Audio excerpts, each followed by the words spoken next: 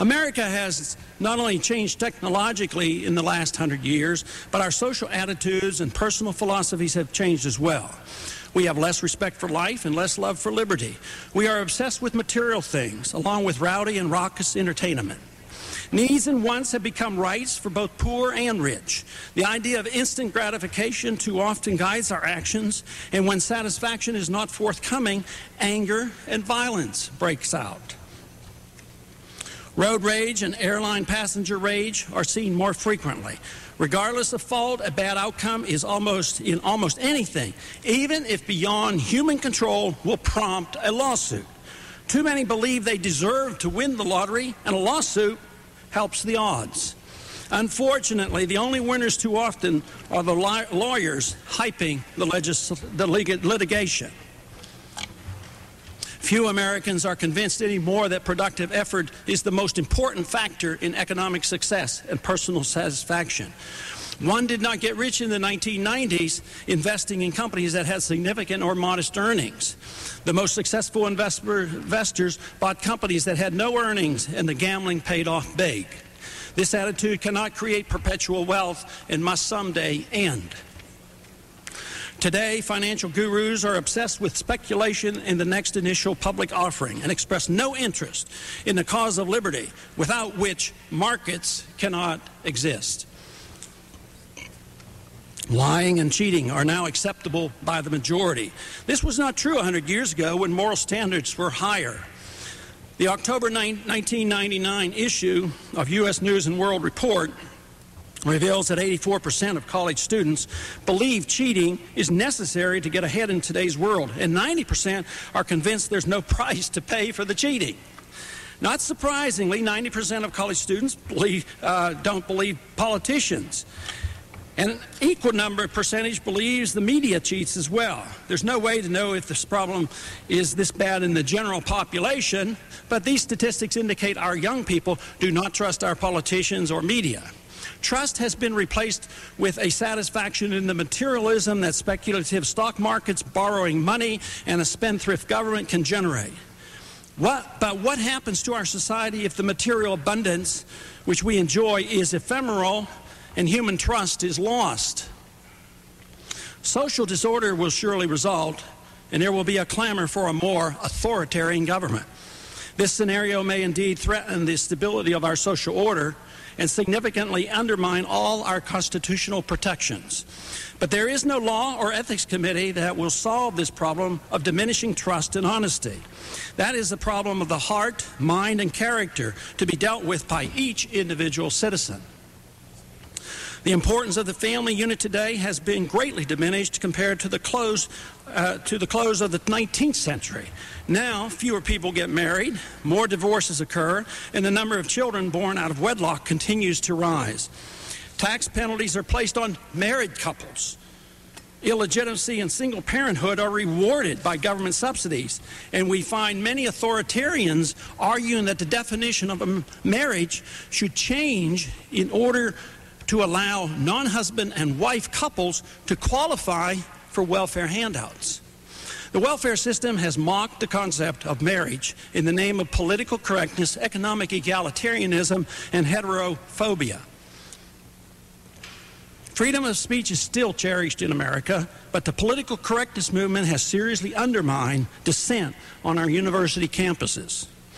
A conservative or libertarian black intellectual is clearly not treated with the same respect afforded an authoritarian black spokesman.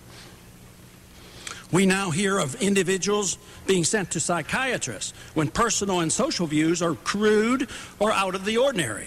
It was commonplace in the Soviet system to incarcerate political dissenters in so-called mental institutions. Those who received a Soviet government designation of socially undesirable elements were stripped of their rights. Will this be the way we treat political dissent in the future? We hear of people losing their jobs because of socially undesirable thoughts or for telling off-color jokes. Today, sensitivity courses are routinely required in America to mold social thinking for the simplest of infractions. The thought police are all around us. It's a bad sign. Any academic discussion questioning the wisdom of our policies surrounding World War II is met with shrill accusations of anti-Semitism and Nazi lover. No one is ever even permitted, without derision by the media, the university intellectuals, and the politicians, to ask why the United States allied itself with the murdering Soviets and then turned over Eastern Europe to them while ushering in a 45-year saber-rattling, dangerous Cold War period. Free speech is permitted in our universities for those who do not threaten the status quo of welfarism, globalism, corporatism, and a financial system that provides great benefit to the powerful special interests. If a university professor does not follow the party line, he does not receive tenure. We find ourselves at the close of this century realizing all our standards have been undermined. A monetary standard for our money is gone. The dollar is whatever the government tells us it is. There is no definition and no promise to pay anything for the notes issued ad infinitum by the government. Standards for education are continually lowered, de-emphasizing excellence. Relative ethics are promoted and moral absolutes are ridiculed. The influence of religion on our standards is frowned upon and replaced by secular humanistic standards. The work ethic has been replaced by a welfare ethic based on need, not effort. Strict standards required for an elite military force are gone, and our lack of readiness reflect this. Standards of behavior of our professional athletes seem to reflect the rules followed in the ring by the professional wrestlers where anything goes. Managed medical care, driven by government decrees, has reduced its quality and virtually ruined the doctor-patient relationship. Movie and TV standards are so low that our young people's senses are totally numbed by them. Standards of courtesy on highways, airplanes, and shops are seriously compromised and at times leads to senseless violence. With the acceptance of abortion, our standards for life have become totally arbitrary as they have become for liberty. Endorsing the arbitrary use of force by our government morally justifies the direct use of force by disgruntled groups not satisfied with the slower government process. The standards for honesty and truth have certainly deteriorated during the past 100 years. Property ownership has been undermined through environmental regulations and excessive taxation. True ownership of property no longer exists. There has been a systematic undermining of legal and constitutional principles once respected and followed for the protection of individual liberty. A society cannot continue in a state of moral anarchy. Moral anarchy will lead to political anarchy. A society without clearly understood standards of conduct cannot remain stable any more than an architect can design and build a sturdy skyscraper with measuring instruments that change in value each day. We recently lost a NASA space probe because someone failed to convert inches to centimeters, a simple but deadly mistake in measuring physical standards. If we as a people debase our moral standards, the American Republic will meet a similar fate. Many Americans agree that this country is facing a moral crisis that has been especially manifested in the closing decade of the 20th century. Our president's personal conduct, the characters of our politicians in general, the caliber of the arts, movies, and television, and our legal system have reflected this crisis. The personal conduct of many of our professional athletes and movie stars has been less than praiseworthy. Some politicians, sensing this, have pushed hard to write and strictly enforce numerous laws regarding personal nonviolent behavior with the hope that the people will become more moral. This has not happened, but has filled our prisons. This year, it will cost more than $40 billion to run our prison system. The prison population, nearing 2 million, is up 70% in the last decade, and 2/3 of the inmates did not commit an act of violence. Mandatory minimum drug sentence laws have been instrumental in this trend. Laws clearly cannot alter moral behavior. And if it is attempted, it creates bigger problems. Only individuals with moral convictions can make society moral. But the law does reflect the general consensus of the people regarding force and aggression, which is a moral issue. Government can be directed to restrain and punish violent, aggressive citizens, or it can use aggressive force to rule the people, redistribute the wealth, and make citizens follow certain moral standards and force them to practice certain personal habits. Once government is permitted to do the latter, even in a limited sense, the guiding principle of an authoritarian government is established, and its power and influence over the people will steadily grow at the expense of personal liberty. No matter how well-intentioned, the authoritarian government always abuses its powers. In its effort to achieve an egalitarian society, the principle of inequality that freedom recognizes and protects is lost. Government then, instead of being an obstacle to violence, becomes the biggest perpetrator. This invites all the special interests to manipulate the monopoly and evil use of government power. 20,000 lobbyists currently swarm Washington seeking special advantage. That's where we find ourselves today. Although government cannot and should not try to make people better in the personal moral sense, proper law should have a moral, non-aggressive basis to it. No lying, cheating, stealing, killing, injuring, or threatening. Government then would be limited to protecting contracts, people, and property while guaranteeing all personal nonviolent behavior, even the controversial. Although there are degrees in various authoritarian societies as to how much power a government may wield, once government is given authority to wield power, it does so in an ever-increasing manner. The pressure to use government authority to run the economy and our lives depends on several factors.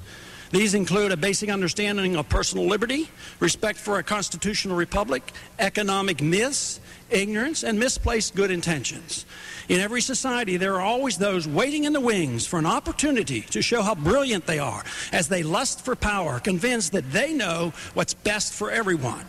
But the defenders of liberty know that what is best for everyone is to be left alone without a government limited to stopping aggressive behavior. With a government limited to stopping aggressive behavior. The 20th century has produced socialist dictators the world over, from Stalin, Hitler, and Mao to Pol Pot, Castro, and Ho Chi Minh. More than 200 million people died as a result of the bad ideas of these evil men. Each and every one of these dictators despised the principle of private property ownership, which then undermined all the other liberties cherished by the people. It is argued that the United States and now the world have learned a third way, something between extreme socialism and mean-spirited capitalism. But this is a dream. The so-called friendly third way endorses 100% the principle that government authority can be used to direct our lives and the economy. Once this is accepted, the principle that man alone is responsible for his salvation and his life on earth, which serves as the foundation for free market capitalism, is rejected. The third way of friendly welfarism or soft fascism, that is where government and businesses are seen as partners, undermines freedom and sets the stage for authoritarian socialism. Personal liberty cannot be preserved if we remain on the course on which we find ourselves at the close of the 20th century. In our early history, it was understood that a free society embraced both personal civil liberties and economic liberties. During the 20th century, this unified concept of freedom has been undermined. Today, we have one group talking about economic freedom while interfering with our personal liberty, and the other group condemning economic liberty while preaching the need to protect personal civil liberties. Both groups reject liberty 50% of the time. That leaves very few who defend liberty all the time. Sadly, there are too few in this country who today understand and defend liberty in both areas. A common debate that we hear occur over how we can write laws protecting normal speech and at the same time limiting commercial speech, as if they were two entirely different things. Many Americans wonder why Congress pays so little attention to the Constitution and are bewildered as to how so much inappropriate legislation gets passed. But the Constitution is not entirely ignored. It is used correctly at times when it's convenient and satisfies a particular goal, but never consistently across the board on all legislation. And two, the Constitution is all too frequently made to say exactly what the authors of special legislation want it to say. That's the modern way. Language can be made relative to our times. But without a precise understanding and respect for the supreme law of the land, that is the Constitution, it no longer serves as the guide for the rule of law. In its place, we have substituted the rule of man and the special interests.